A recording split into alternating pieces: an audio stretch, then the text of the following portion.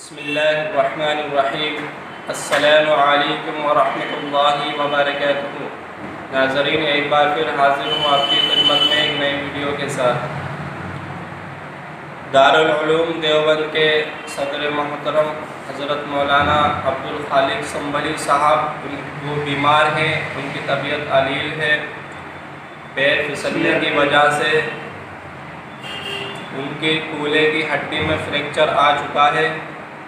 تمام ہی احباب سے ان کے لیے دعائیں فرمائیں، ان کی صحت کے لیے دعا کریں۔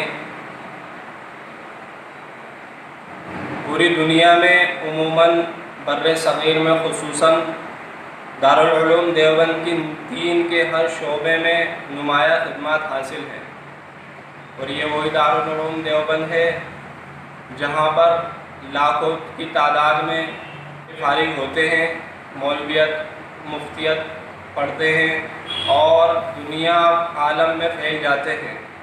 یہی دارالعلوم ہے جس کی نیب حضرت مولانا محمد قاسم نانوتوی رحمۃ اللہ علیہ نے رکھی تھی۔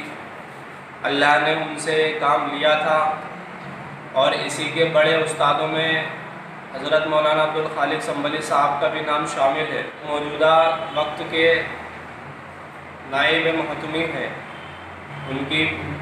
وہ بیمار ہیں، اسپتال میں داخل ہیں۔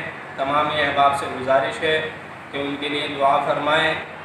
تو آپ سبھی حضرات سے گزارش ہے جو میری اس ویڈیو کو دیکھ رہے ہیں، اس ویڈیو کو دور تک پھیلائیں، زیادہ سے زیادہ پھیلائیں اور حضرت کے لیے دعا فرمائیں۔